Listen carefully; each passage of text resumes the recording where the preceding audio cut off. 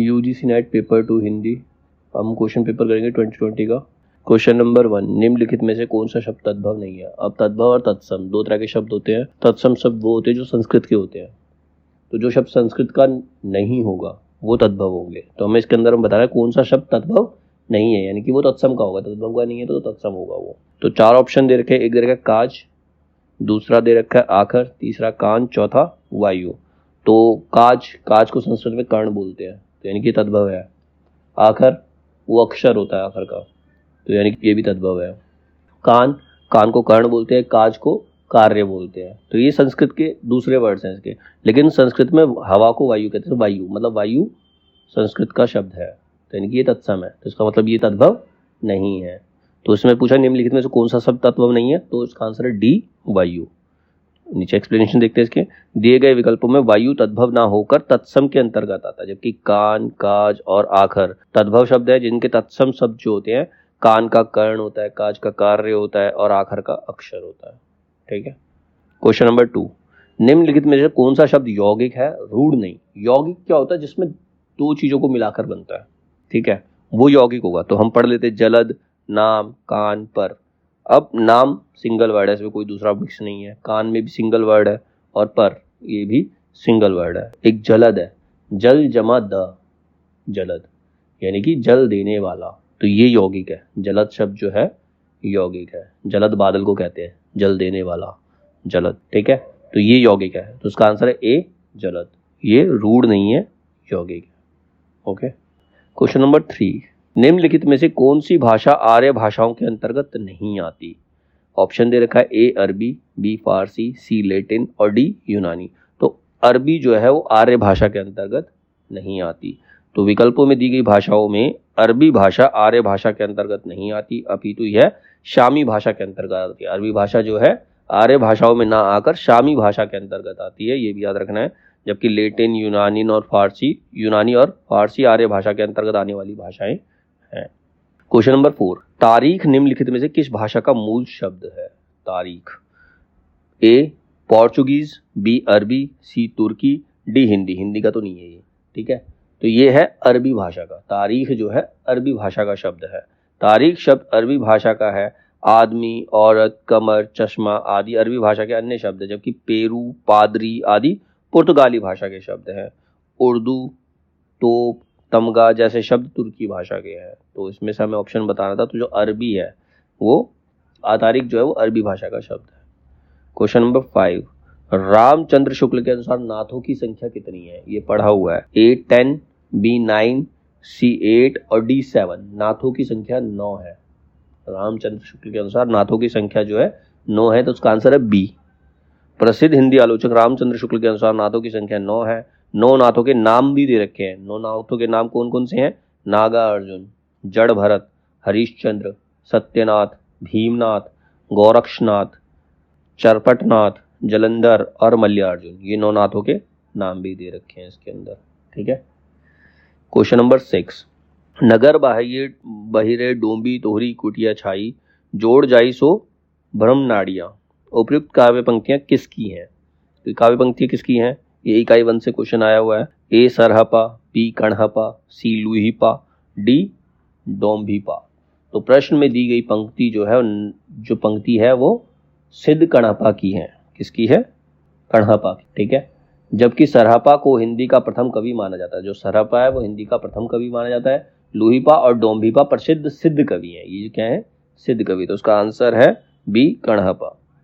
Question number 7, Ramchandra Shukla के अनुसार निम्नलिखित में से द्वाश्रय काव्य के रचयिता कौन है। ए पुष्यदंत, बी हेमचंद्र, सी जैनाचार्य मेरुतुंग और डी विद्याधर। इसका आंसर है बी हेमचंद्र। प्रसिद्ध आलोचक रामचंद्र शुक्ल के अनुसार द्वाश्रय काव्य के रचयिता हेमचंद्र हैं।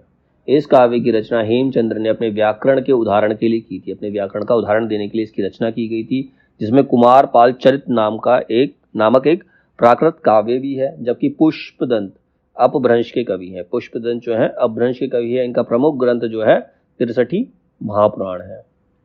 इन्हें अपभ्रंश का भवभूति भी कहा जाता है। किन्हें, पुष्पदंत को अपभ्रंश का भवभूति भी कहा जाता है, याद रखना है, पूछा भी जा सकता है अपभ्रंश का भवभूति किसे कहा जाता है, तो पुष्यदंत को कहा जाता है। मेरुतुंग ने प्रबंध चिंतामणि नामक काव्य लिखा। अब प्रबंध चिंतामणि नामक काव्य मेरुतुंग ने लिखा है। आदिकालीन कवि विद्याधर के पद प्राकृत पिंगल सूत्र में मिलते हैं। तो इसका आंसर तो एक ही था कि हेमचंद्र ने लिखा है। ये द्वाश्रय काव्य जो रचयिता है वो हेमचंद्र है, लेकिन बाकियों के बारे में भी इसके अंदर बताया गया है। क्वेश्चन नंबर 8, मलिक मोहम्मद जायसी की प्रेम कविता हिंदी साहित्य के इतिहास का काल विभाजन और नामकरण करते हुए उपयुक्त नामकरण किस साहित्य इतिहासकार ने सुझाया है? A. Abraham George Grierson, B. Ramchandra Shukla, C. Hazari Prasad Dwivedi और डी. गणपति चंद्र गुप्त। हिंदी साहित्य के इतिहास का काल विभाजन और नामकरण करते हुए मलिक मोहम्मद जायसी की प्रेम कविता नामकरण जॉर्ज अब्राहम गियर्सन ने अपने साहित्य इतिहास ग्रंथ the modern vernacular literature of Hindustan में सुझाया है। ठीक है, तो इसका नाम किसने सुझाया? अब्राहम जॉर्ज गियर्सन ने को अपने ग्रंथ the modern vernacular literature of Hindustan में बताया। अतः उचित उत्तर जॉर्ज अब्राहम गियर्सन है इसका। ठीक है। क्वेश्चन नंबर 9, निम्नलिखित में से कौन सी निबंध की तात्विक विशेषता नहीं है? मतलब निबंध की विशेषताएं होती हैं, निबंध में क्या क्या चीजें आती हैं, तो कौन सी इनमें से उसकी विशेषता नहीं मानी जा सकती? ए. अनिवति विचारात्मकता, बी. सी. संवादात्मकता और डी. आत्मव्यंजकता। ठीक है, तो निबंध के अंदर संवाद नहीं होते। संवाद का मतलब आपस, वो नाटक में होते संवाद, तो इसका आंसर है सी. संवादात्मकता। ठीक है, संवादात्मक निबंध की तात्विक विशेषता नहीं है बल्कि नाटक की विशेषता में आएगा, जबकि अनविनती, विचारात्मकता और आत्मव्यंजकता निबंध की तात्विक विशेषता है। क्वेश्चन नंबर 10, त्रिशंकु के नाटककार कौन है? ए. मुद्रा राक्षस, बी. ब्रजमोहन साहा, सी. मणि मधुकर और डी. रमेश बख्शी। तो त्रिशंकु नाटक के जो रचयिता हैं वो ब्रजमोहन राकेश हैं। ठीक है, त्रिशंकु एक व्यंग प्रधान नाटक है। नाटककार ने त्रिशंकु में समाज की पूरी व्यवस्था पर व्यंग करते हुए त्रिशंकु के समान लटकते मूल्यों पर चोट किया है। मतलब मनुष्य बीच में अधर में लटका हुआ है कि वो नए नए की तरफ जाए या अपनी सोच को पुराना रखे। तिलचट्टा मुद्रा राक्षस का, रस गंधर्व मणि मधुकर का तथा देवयानी का कहना है, रमेश बख्शी का चर्चित नाटक है। तो इसमें आंसर था इसका B. Brajmohan Shah. Question number 11, निम्नलिखित में से कौन ललितकार निबंध नहीं है? रामचंद्र शुक्ल, हजारी प्रसाद द्विवेदी, विद्यानिवास मिश्र, कुबेरनाथ राय। तो ललित निबंधकार कौन नहीं है? वो है आचार्य रामचंद्र शुक्ल ललित निबंधकार नहीं है, जबकि हजारी प्रसाद द्विवेदी, विद्यानिवास मिश्र और कुबेरनाथ राय ललित निबंधकार हैं। हजारी प्रसाद द्विवेदी के ललित निबंधों में अशोक के फूल, कुटज, आलोक पर्व आदि प्रमुख हैं। विद्यानिवास मिश्र के ललित निबंधों में चितवन की छां, हल्दी दूब, तुम चंदन हम पानी, आंगन का पंछी और बंजारा मन आदि तथा कुबेरनाथ राय का प्रिया नीलकंठी, रस आखेटक, गंध मादन, विषाद योग, निषाद बांसुरी आदि प्रमुख ललित निबंध हैं। इनके बारे में बताया कि इनमें से कोई दूसरा क्वेश्चन आए तो तुम आंसर कर सकते हो उसका। चिंतामणि आचार्य रामचंद्र शुक्ल के निबंधों का संग्रह है जिसमें मनोविकार संबंधी एवं सैद्धांतिक निबंध शामिल है। तो ये ललित निबंधकार नहीं थे, रामचंद्र शुक्ल जो थे। क्वेश्चन नंबर 12, लाला ब्रजकिशोर और मुंशी चुन्नीलाल निम्नलिखित में से किस उपन्यास के पात्र हैं? ए. भाग्यवती, बी. रहस्य कथा, सी. नूतन ब्रह्मचारी और डी. परीक्षा गुरु। तो इन चारों में से हमने एक ही पढ़ा है, परीक्षा गुरु। ठीक है, तो लाला ब्रजकिशोर और मुंशी चुन्नीलाल जो हैं परीक्षा गुरु के चरित्र हैं। लाला ब्रजकिशोर एवं मुंशी चुन्नीलाल श्रीनिवास दास के उपन्यास परीक्षा गुरु जो कि 1882 में आया था उस उपन्यास के पात्र हैं। भाग्यवती 1877 में आया था, इसमें श्रद्धा राम फिलोरी का एवं नूतन ब्रह्मचारी 1886 का तथा रहस्य कथा 1879 उपन्यास बालकृष्ण भट्ट का है। तो उसमें इसका आंसर है परीक्षा गुरु। क्वेश्चन नंबर 13, आधुनिक ईरान की पृष्ठभूमि पर रक्त रंजित क्रांति का चित्रण निम्नलिखित में से किस उपन्यास में किया गया है? आधुनिक ईरान की पृष्ठभूमि पर रक्त रंजित क्रांति का, ए. दूसरी तरफ, बी. लाल पसीना, सी. 7 नदियां एक समुंदर और डी. वे दिन। तो आधुनिक ईरान की पृष्ठभूमि पर रक्त रंजित क्रांति का चित्रण नाशीरा शर्मा के उपन्यास 7 नदियां एक समुद्र में किया गया है। वे दिन उपन्यास के लेखक निर्मल वर्मा हैं, जबकि लाल पसीना अभिमन्यु अनंत का एवं दूसरी तरफ महेंद्र भल्ला का उपन्यास है। क्वेश्चन नंबर 14, सीता हरण तात जनी कहु पिता संजाई जो मैं राम तो कुल सहित कही दसानन जाए। तो ये सब क्वेश्चन ये लाइनें लिखी हुई हैं। उक्त उदाहरण में कौन सी ध्वनि, इसमें कौन सी ध्वनि बताइए, मतलब कि इसका भाव क्या है, ठीक है, इसके अंदर इमोशन कौन सा है। ए है अर्थात संक्रमित वाच्य ध्वनि, अर्थांतर संक्रमित वाच्य ध्वनि, बी अत्यंत तिरस्कृत वाच्य ध्वनि, सी वस्तु ध्वनि और डी अलंकार ध्वनि। तो इसके अंदर अर्थ बताया गया, मतलब इसमें इस लाइन का मतलब ये है, सीता हरण तात जनी केहू पिता संजाई, जो मैं राम तो कुल सहित कही दसानन जाई। इसमें उस बात का संवाद दे रखा है, जब जटायु राम से मिलते हैं और वो मरने वाले होते हैं, तो वो कहते हैं कि मैं तुम्हारे पिता से स्वर्ग में जाकर क्या कहूंगा। तो उन्होंने, राम ने उत्तर दिया था कि आप वहां जाके कुछ नहीं कहेंगे, अगर मैं अपने पिता का पुत्र हूँ, अगर मैं दशरथ का पुत्र हूँ, तो दशानन अपने कुल के सहित वहां जाएगा और वो खुद बताएगा कि उसने किया सीता हरण के बारे में, वो मेरे पिता को अपने कुल के सहित जाके बताएगा स्वर्ग में, रावण। तो इसके अंदर क्या अर्थ बताया गया, इससे क्या निकल रहा है, अर्थ निकल रहा है। तो इसमें इसका ऑप्शन सही है, अर्थांतर संक्रमित वाच्य ध्वनि है इसका, ठीक है, इसका आंसर है अर्थांतर संक्रमित वाच्य ध्वनि। सीता हरिन तात जानी कहू पिता संजाई, जो मैं राम तो कुल सहित कही दसानन जाई। पंक्तियों में अर्थांतर संक्रमित वाच्य ध्वनि है। ध्वनि मुख्यतः दो प्रकार की होती है, एक लक्षणामूलक ध्वनि होती है और दूसरी अमीधामूलक ध्वनि।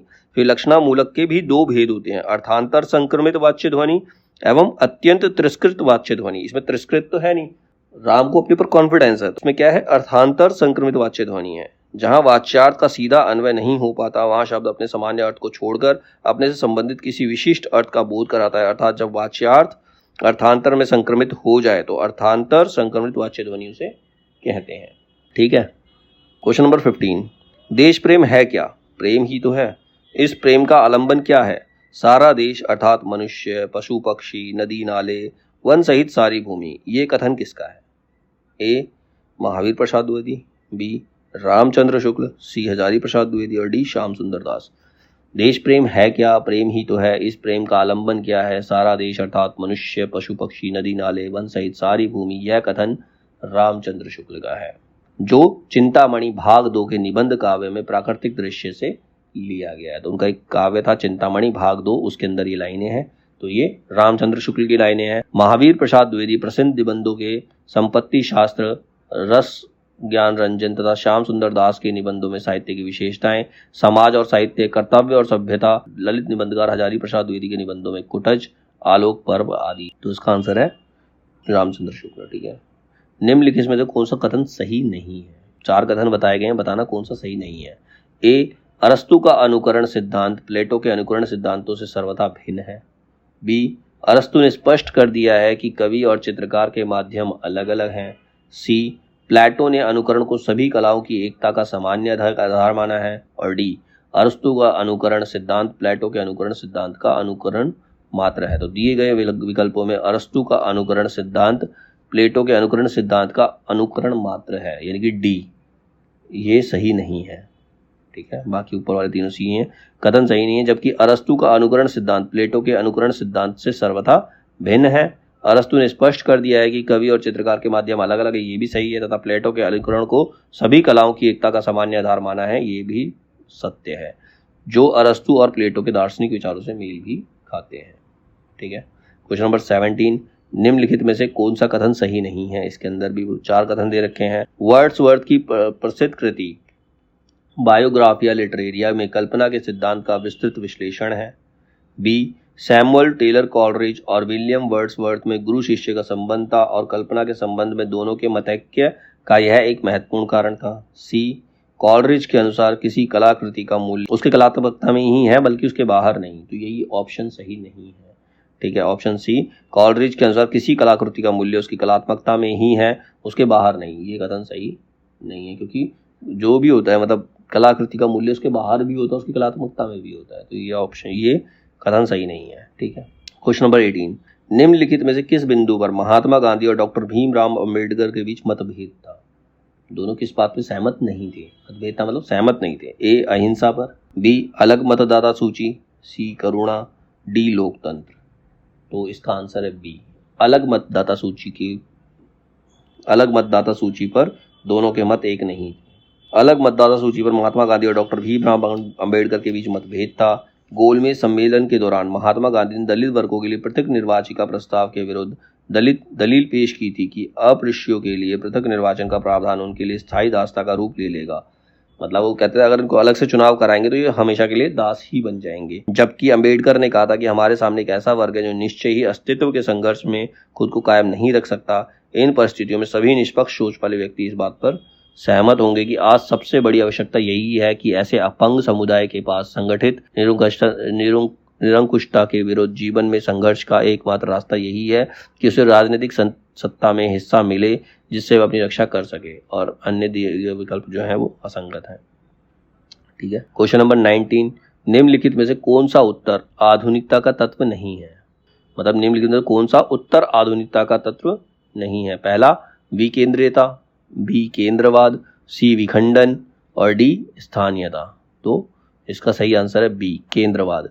केंद्रवाद उत्तर आधुनिकता का तत्व नहीं है, जबकि विकेंद्रीयता, विखंडन और स्थानीयता उत्तर आधुनिकता के तत्व है। आधुनिकता का अगला चरण उत्तर आधुनिकता है, मतलब उसका जो नेक्स्ट चरण होता है उसको बोलते हैं उत्तर। मतलब आधुनिकता के बाद क्या होगा, जो निरंतर गतिशील है। उत्तर आधुनिकता का कोई केंद्रवर्ती रूप नहीं बना और या बन सकता है, क्योंकि उत्तर आधुनिकता एक प्रकार से विकेंद्रीकरण की सतत प्रक्रिया है। विकेंद्रीकरण का मतलब क्या होता है? डिसेंट्रलाइजेशन, पावर को सब में डिवाइड कर देना, दैट इज विकेंद्रीकरण, डिसेंट्रलाइजेशन। ठीक है। तो उसी पर जो उत्तर आधुनिकता है उसी पर चलती है कि सबके पास पावर होनी चाहिए। तो केंद्रवाद मतलब सारी शक्ति एक जगह इकट्ठी ना हो, तो ये ही उसमें उसका तत्व नहीं है। केंद्रवाद उसका तत्व नहीं है, जबकि विकेंद्रीयता, विखंडन, स्थानीयता सब उत्तर आधुनिकता के तत्व। क्वेश्चन नंबर 20, आचार्य महावीर प्रसाद द्विवेदी अस्थिरता शब्द संबंधी विवाद किस लेखक से हुआ था? ए बालकृष्ण भट्ट, बी बाल मुकुंद गुप्त, सी पदम सिंह शर्मा कमलेश और डी किशोरी दास वाजपेयी। तो इसका आंसर है बी। आचार्य महावीर प्रसाद द्विवेदी का अस्थिरता शब्द संबंधी विवाद बाल मुकुंद गुप्त से हुआ था। गुप्त जी ने भारतेंदु और द्विवेदी दोनों युगों में सक्रिय लेखन किया। उनकी ख्याति उनके लिखे शिव शंभू के चिट्ठे से है। मतलब शिव शंभू के चिट्ठे से वो फेमस हुए थे महावीर प्रसाद द्विवेदी। गुप्त जी के निबंधों की शैली व्यंग्यपरक होती थी। बालकृष्ण भट्ट भारतेंदु युग के प्रसिद्ध निबंधकार हैं, जिनके प्रसिद्ध निबंधों में आत्मनिर्भरता, कल्पना, शब्द का आकर्षण आदि प्रमुख है। किशोरीदास वाजपेयी को हिंदी का पाणिनि कहा है। किशोरीदास वाजपेयी को हिंदी का पाणिनि किसे कहा है? किशोरीदास वाजपेयी को कहा गया है। उनके व्याकरण संबंधी कार्य सराहनीय है। उनके ग्रंथों में ब्रज भाषा का व्याकरण, अच्छी हिंदी, हिंदी निरुक्त आदि प्रमुख है। जबकि पदम सिंह शर्मा कमलेश ने हिंदी के कुछ प्रमुख साहित्य सेवियों के इंटरव्यू मैं इनसे मिला पुस्तक में संग्रहित किया हुआ है। तो ये 20 क्वेश्चन हो गए।